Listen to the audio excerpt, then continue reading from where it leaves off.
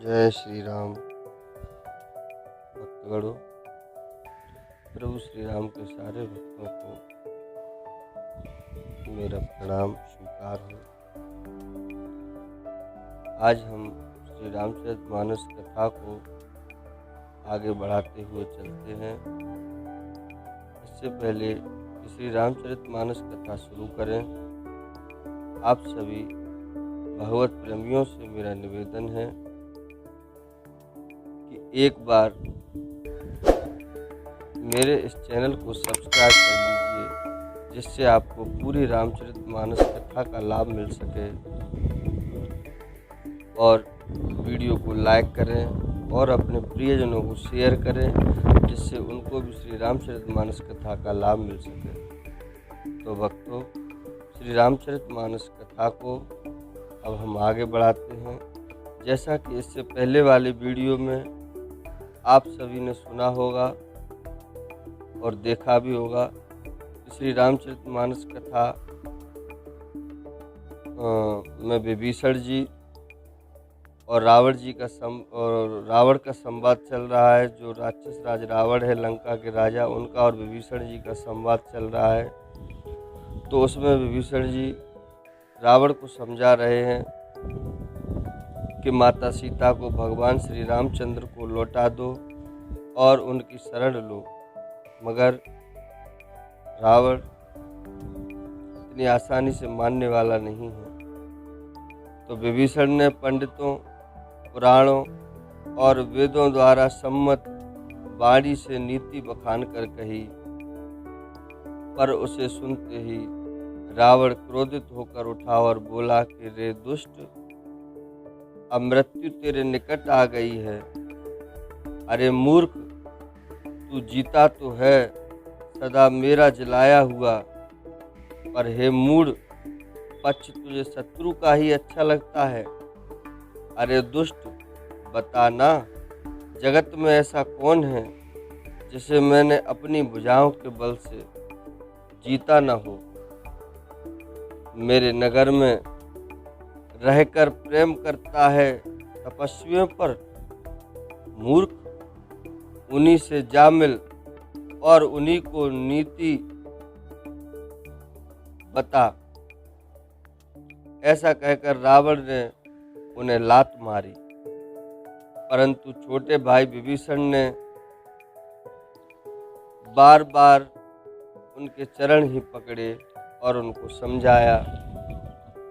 शिव जी कहते हैं, हे उमा, संत की यही बड़ाई महिमा है कि वे बुराई करने पर भी बुराई करने वाले की भलाई ही करते हैं।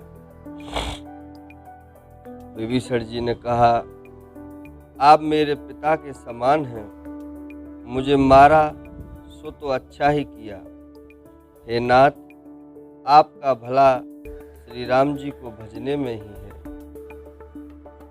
इतना कहकर विभीषण अपने मंत्रियों को साथ लेकर आकाश मार्ग में गए और सबको सुनाकर वे ऐसा कहने लगे, श्री राम जी सत्य संकल्प एवं सर्व समर्थ प्रभु हैं, और हे रावण, तुम्हारी सभा काल के वश है।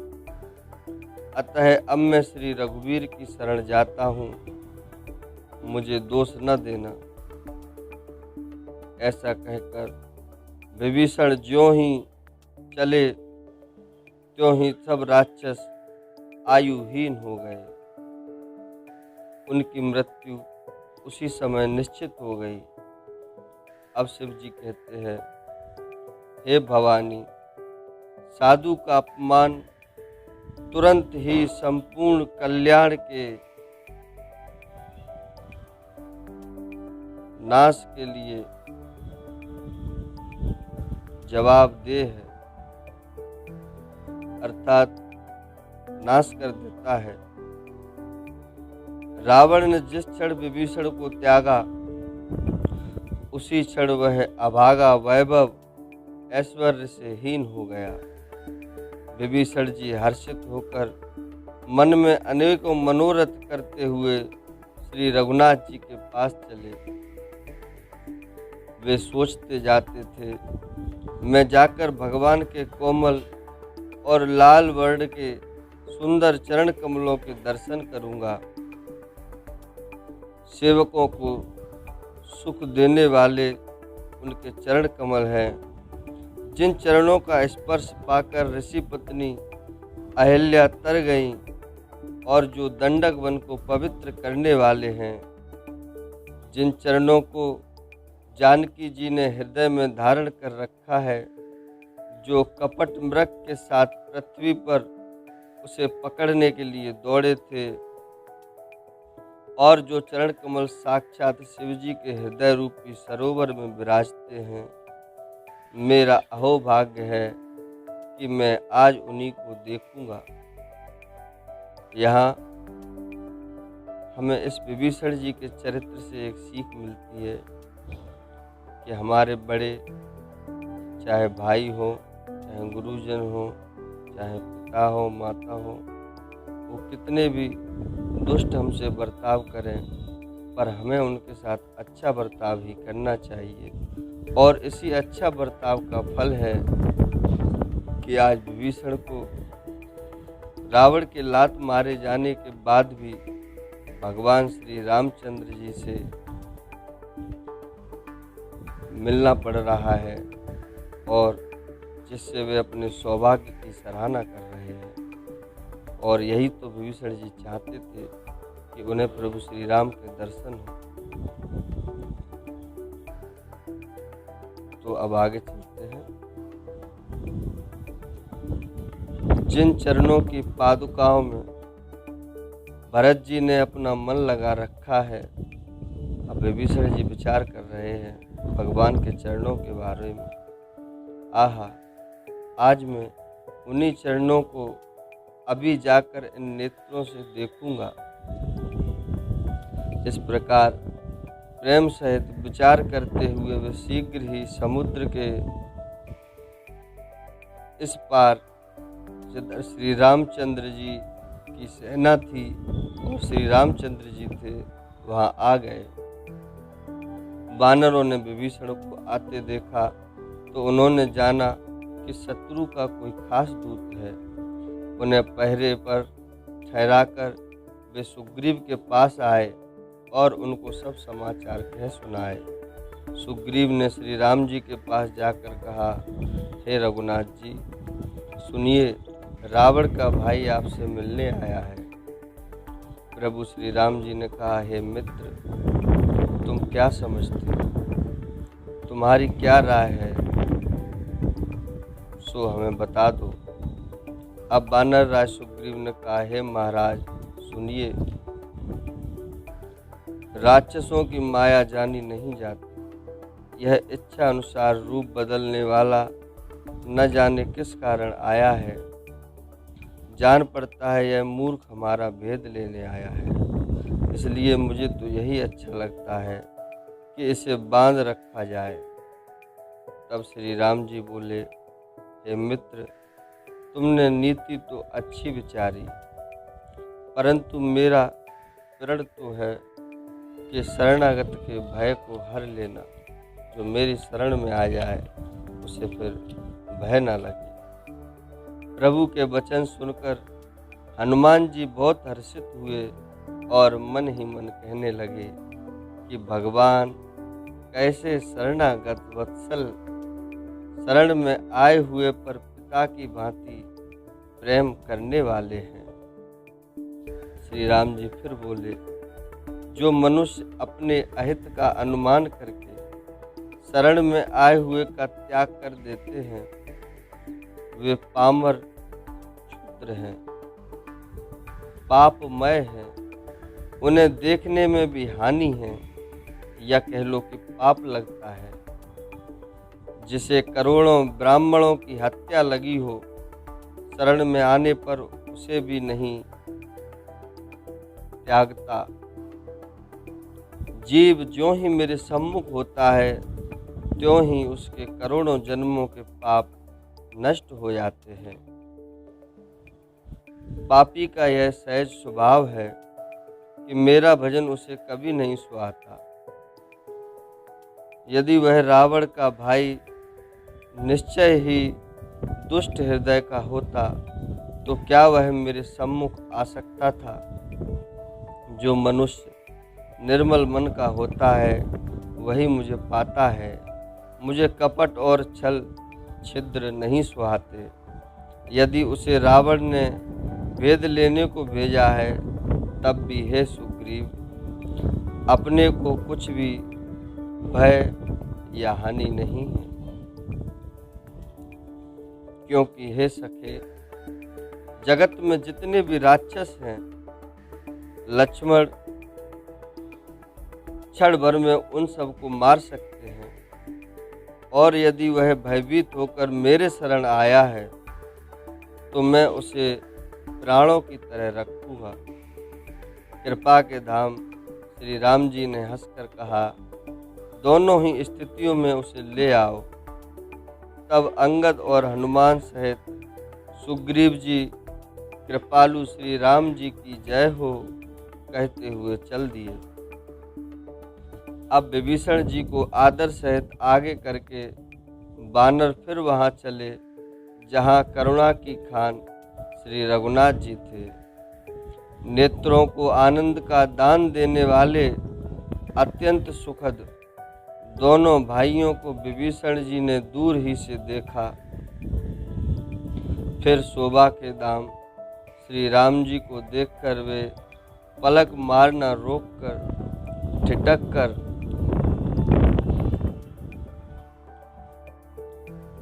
स्तब्ध होकर एकटक देखते ही रह गए। भगवान की विशाल भुजाएं हैं, लाल कमल के समान नेत्र हैं और शरणागत के भय का नाश करने वाला सांवला शरीर है। सिंह के से कंधे हैं, विशाल वक्षस्थल अत्यंत शोभा दे रहा है। असंख्य कामदेवों के मन को मोहित करने वाला उनका मुख है। भगवान के स्वरूप को देखकर विभीषण जी के नेत्रों में प्रेम आंसुओं का जल भर आया और शरीर अत्यंत पुलकित हो गया। फिर मन में धीरज धरकर उन्होंने कोमल वचन कहे, हे नाथ, मैं दशमुख रावण का भाई हूँ। हे देवताओं के रक्षक, मेरा जन्म राक्षस कुल में हुआ। मेरा तामसी शरीर है। स्वभाव से ही मुझे पाप करना अच्छा लगता है। जैसे उल्लू को अंधकार सहज स्नेह होता है। मैं कानों से आपका सुयश सुनकर आया हूँ कि प्रभु जन्म मरण के भय का नाश करने वाले हैं।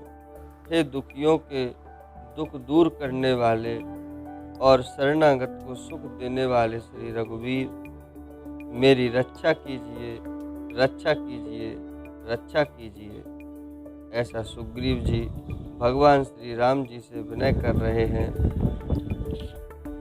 प्रभु ने उन्हें ऐसा कहकर दंडवत करते देखा तो वे अत्यंत हर्षित हो गए और तुरंत उठे और विभीषण जी के दीन वचन सुनने पर प्रभु के मन को बहुत ही भाए। उन्होंने अपनी विशाल भुजाओं में पकड़कर उनको हृदय से लगा लिया। छोटे भाई लक्ष्मण जी सहित गले मिलकर उनको अपने पास बैठाकर श्री राम जी भक्तों के भय को हरने वाले वचन बोले, हे लंकेश, परिवार सहित अपनी कुशल कहो। तुम्हारा निवास बुरी जगह पर है। दिन रात दुष्टों की मंडली में बसते हो। ऐसी दशा में हे सके, तुम्हारा धर्म किस प्रकार निभता है। मैं तुम्हारी सब रीति आचार व्यवहार जानता हूँ। तुम अत्यंत नीति निपुण हो, तुम्हें अनीति नहीं सुहाती। हे तात, नरक में रहना वरम अच्छा है, परंतु विधाता दुष्ट का संग कभी न दे। विभीषण जी ने कहा, हे रघुनाथ जी, अब आपके चरणों का दर्शन कर कुशल से हूँ। जो आपने अपना सेवक जानकर मुझ पर दया की है। तब तक जीव की कुशल नहीं है और स्वप्न में भी उसके मन को शांति नहीं है, जब तक वह शोक के घर काम यानी कि विषय कामना को छोड़कर श्री रामचंद्र जी को नहीं भजता। लोभ, मोह, मत्सर यानी कि डाह, काम और मान आदि अनेकों दुष्ट तभी तक हृदय में बसते हैं जब तक कि धनुष बाण और कमर में तरकस धारण किए हुए श्री रघुनाथ जी हृदय में नहीं बसते।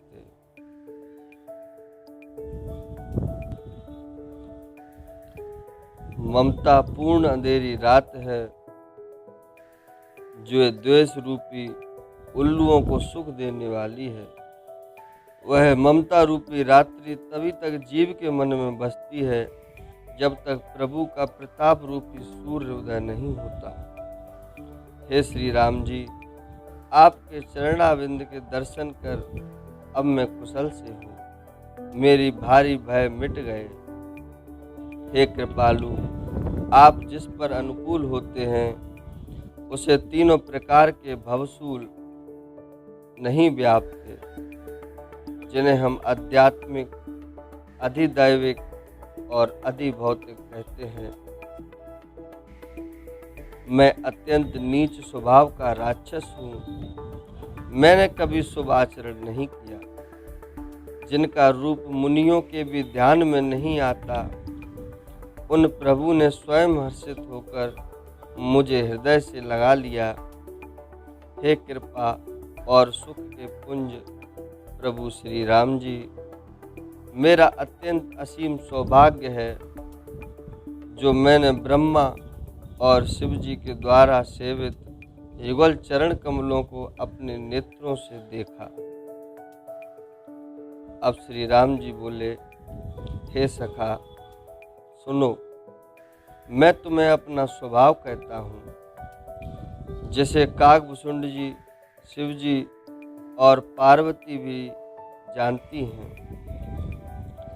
कोई मनुष्य जड़ चेतन जगत का द्रोही हो, यदि वह भी भयभीत होकर मेरी शरण में आ जाए और मद मोह तथा नाना प्रकार के छल कपट त्याग दे, तो मैं उसे बहुत शीघ्र साधु के समान कर देता हूँ।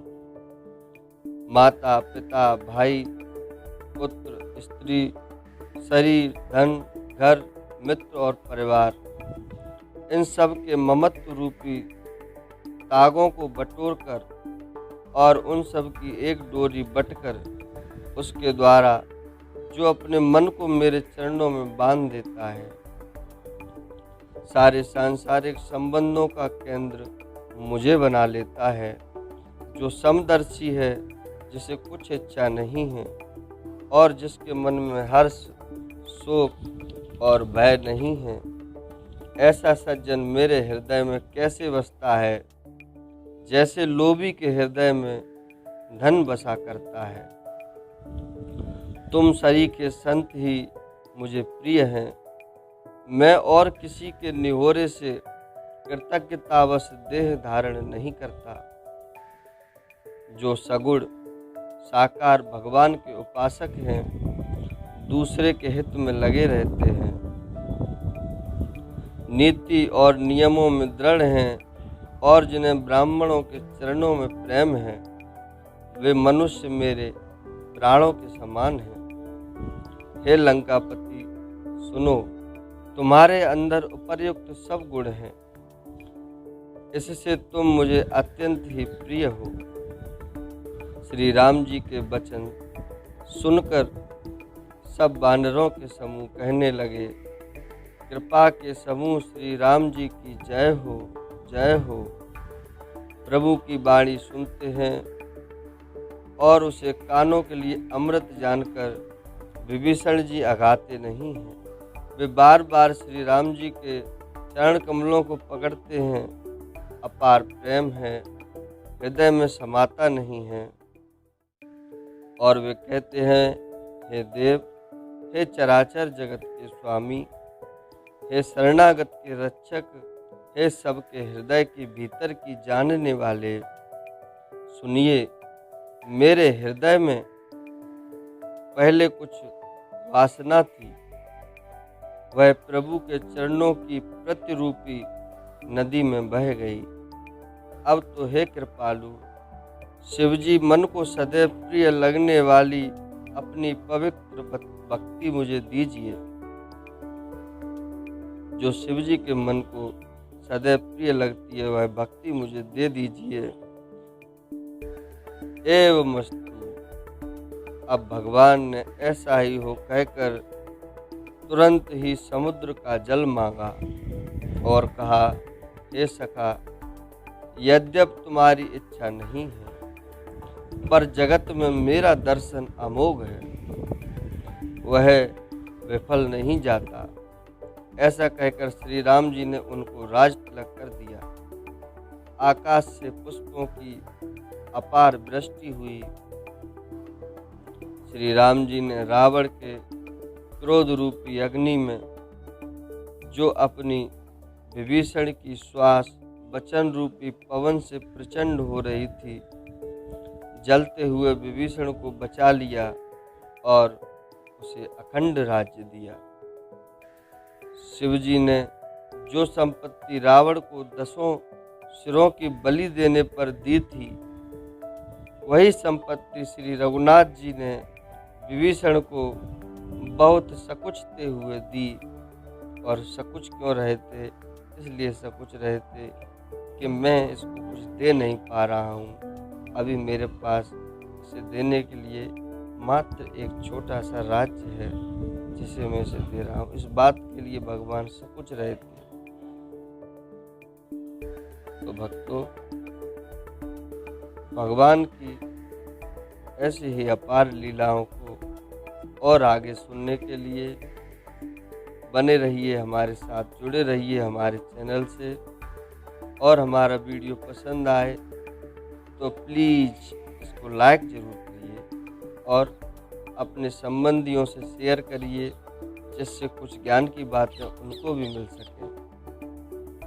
अब हम आपसे विदा चाहते हैं। धन्यवाद। जय श्री।